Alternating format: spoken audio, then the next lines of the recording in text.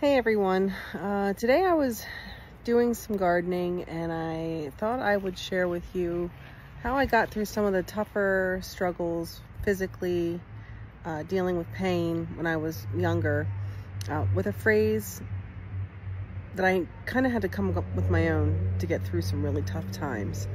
And the phrase is, I could, but I shouldn't.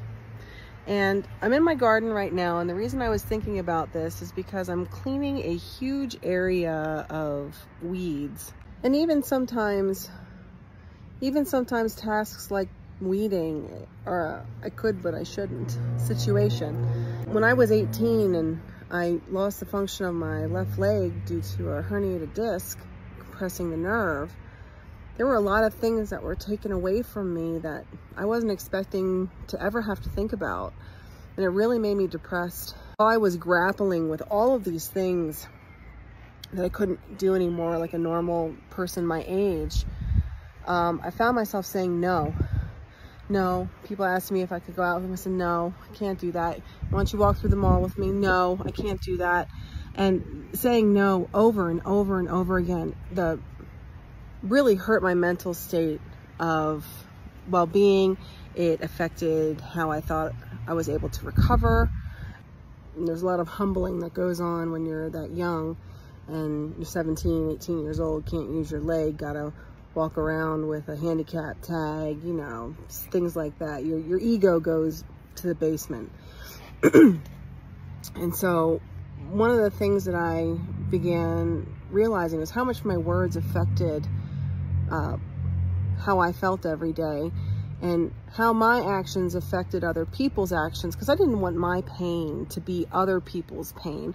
I didn't even want people to know I was in pain. I just didn't want that to be a part of the narrative for the day of, oh, Lisa's here, everybody, you know, she's miserable, just, you know, I didn't want to be that person. I don't know what to say to her because she looks like she's hurting. So I tried to mask it really, really, really hard. So when I began flexing this phrase, I could, but I shouldn't, I started initially by replacing the word no with this, because no was really not good for my mental well-being. It was a whole different ball game for me after that, and I've been using that phrase ever since because it took away the restrictions of, it no longer was a solid no. It was a, I could do it, but maybe now's not the right time for me to do it, so I'll do it later. And when you're in pain and chronic pain and it's inhibiting so many things in your life, that phrase became instrumental to my mental health and recovering, because now it was not that I couldn't do something, it's that I shouldn't do it, which means there was a possibility of recovery that I one day would be able to do it again. Your mental state and how you put your words together, they affect everything in your body. Every cell in your body is listening to what you're saying.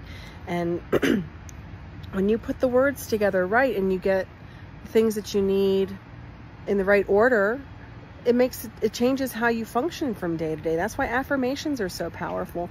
That's why when I say the term I could but I shouldn't, it's an empowering phrase that doesn't limit what my body is capable of presently or in the future. It still leaves the potentials open for me to experience all the things that I want to, just not right now. And sometimes we need to just accept that not right now is okay.